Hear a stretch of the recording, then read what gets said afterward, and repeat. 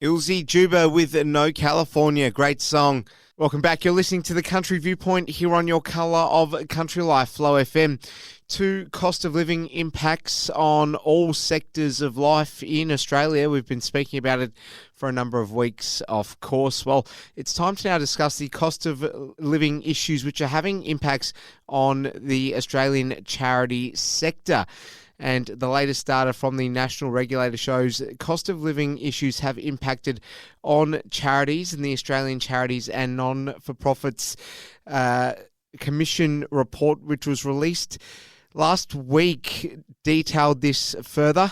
And it is time now to unpack this with the Commissioner, Sue Woodward, who joins me on the line. Sue, great to be with you. How are you? Fine, thanks, and thank you, Alison, listeners. Well, there's a lot to discuss. Obviously, charities already in fragile situations as it was before cost of living became out of control. What has the latest Commission report found here, Sue? The big picture headline, if you like, is that while revenue has increased, assets have increased, expenses have increased, and liabilities have increased at a greater rate. So the overall net picture is that there is a double whammy for charities. A lot of them are out there in their local communities. I'm sure your listeners across would know their local charities and the support that they provide. So quite often with the cost of living pressures in society generally, that increases the demand that these charities are trying to serve. But in terms of running their own organisation, they're finding that the expenses that they're facing across the sector have grown at sort of double the inflation rate. So revenue's gone up, but the expenses have gone up even more. So obviously there's a lot of awareness about the fact that people everywhere are struggling. Does that in turn mean that people know more about the fact that those who rely on charities are probably in the most vulnerable position at the moment? Yeah, I think it's a good point that you make. I think we're seeing, or charities are reporting, that they're seeing people that they've never seen before. So there are new people needing to turn to those charities that, for example, provide material relief. And yet charities themselves are struggling to attract volunteers. It's patchy, it's not sort of universal across the whole sector, but if people are having to work for less time to volunteer, needing to call on the charity for support rather than being able to, say, offer that support by way of a donation or volunteering, it's a struggle. And I would just perhaps emphasise that it's not completely consistent across the whole sector. It's a very big sector. We regulate 60,000 charities. So, these sort of statements are not a one-size-fits-all. And the ones that we've seen, perhaps from the data that we've collected, showing the greatest, crunch, if you like, the squeeze at both ends, is the extra small charities. And we call those charities that have an annual revenue of less than $50,000. So do we have any figureheads in the sector who are informally exploring whether there's a need to re-strategise how to engage in these harder times? For instance, are the days of just putting people up in shopping malls kind of behind us now, particularly with people shopping less and only shopping when they strictly sort of need to? Yeah, if you're talking about the sort of face-to-face fundraising, there are peak bodies for face-to-face fundraising, and I think they do have ongoing and lively discussions with their members about, how to pivot at various points. Like in COVID, they couldn't do that. So I think that when you look at the fundraising side of it, there are more, it has gone less of that face-to-face. And as you say, if people in the shopping centres as much, it's probably going to show in the figures that they have.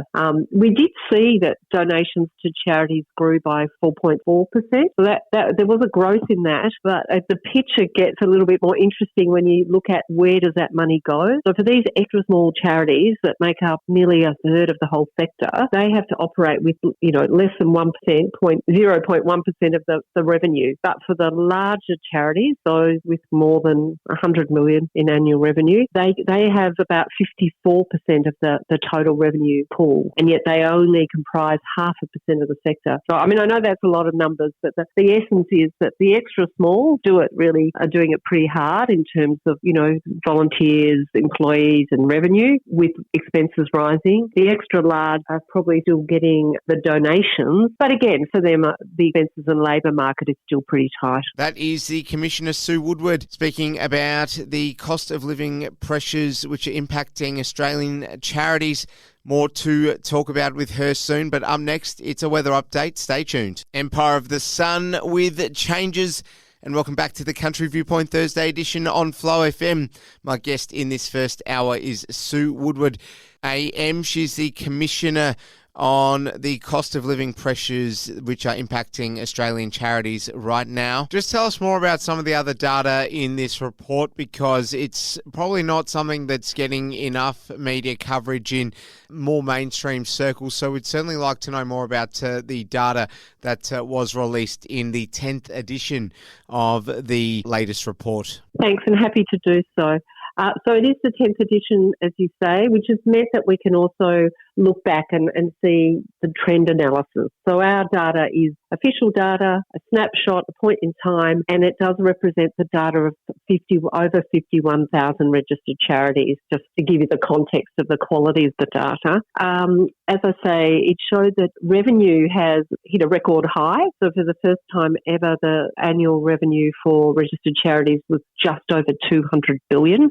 And I think a lot of people don't realise, just how big this sector is. So, but then correspondingly, the expenses rose significantly, so at more than twice what the increase in the revenue was. One fact I quite like always reminding people of, because it's not well known, is that this sector also employs about 10% of the Australian workforce. So if you're at you've got friends over and you had 100 people, say, for a big event, probably about 10 and a half of them, if you can have half a person, would be employed in the charity sector. And so this data also shows that employee expenses have risen by nearly 10%, and that's the highest increase in employee expenses we've ever seen. And I think probably people would understand that it is a very tight labour market. It's hard sometimes for charities to compete with the salaries of business, for example. So that's also a bit of a crunch happening for charities. And the other part of the people part of it is volunteering.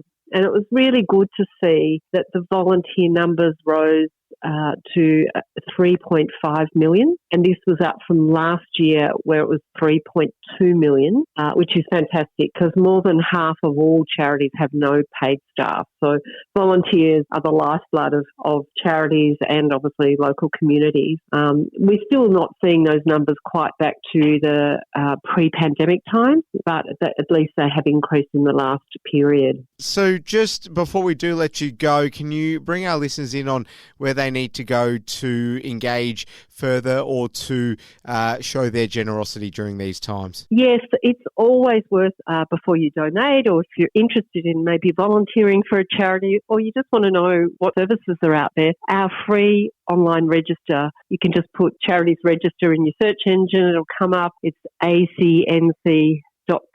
It's pretty straightforward, and that's a really good way to make sure you're donating to a registered charity and then going to their website from there. There's some scams out there, so it's a really good way of making sure your donation gets to where you want it to go. Commissioner Sue Woodward AM, really do appreciate your time and your insights. Privileged to have you on the program talking about something so important.